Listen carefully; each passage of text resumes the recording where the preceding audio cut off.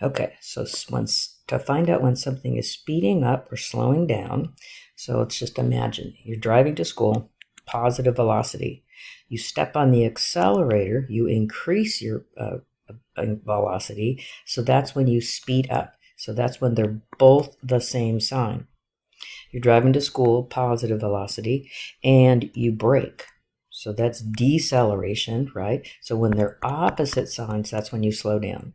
So I don't have a great analogy for when velocity is negative, but as long as you can remember same sign, opposite signs. Okay, so I need both the graphs of velocity and acceleration. Okay, so here's velocity. So I'm going to draw that because you can see I can rewrite this velocity as t times t minus 3. So that crosses at 0 and at 3, right? And so it's an upward facing parabola. Okay, so I'm going to find the acceleration and draw it right below. So if I take the derivative, I don't want to take the derivative of this, not this, right? Take the derivative here, I get 2t minus 3. So it's a line.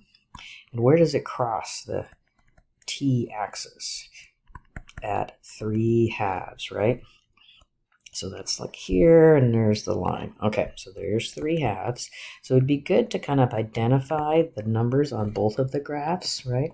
So here's the 3. Okay, so we're going to look at what the sign is. So between 0 and 3/2, between 0 and 3/2, this graph is below the x-axis, and this graph is below the x-axis. So since they're both negative, that means it's speeding up.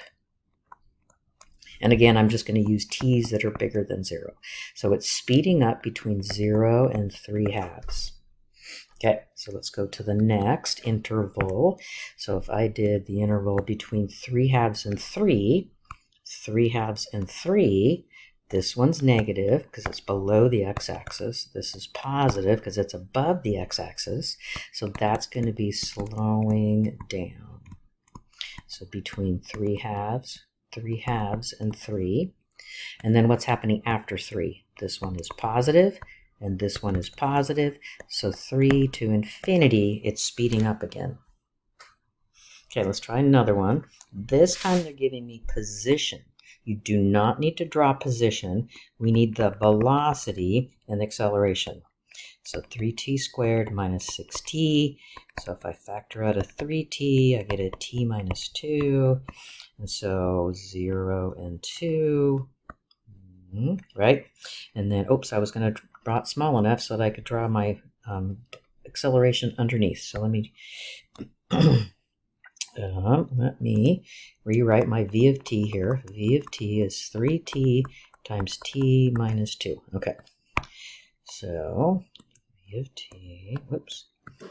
So I'm going to have a 0 and a 2, like that. So that's my v of t. Okay. So now let's find the a, right? And so I want easier v of t to take the derivative of, right? I erased it though. So I have 3t squared minus 6t, right? And that's where I got to here. So let's find a of t. That's the derivative, right? So that's going to be 6t minus 6. Okay. So I know that this is 0 and this is 2. And where does this line cross the t-axis? It's going to cross at 1, right? So it looks like that. So 1 is here, and then I can put the 2 down here, right? Now I go through the same process, and I say, okay, let's do t's are bigger than 0 again. So if I go from 0 to 1, 0 to 1, they're both negative. So since they're both negative, it's speeding up between 0 and 1. Okay, so next interval between 1 and 2, 1 and 2, this one's negative and this one's positive.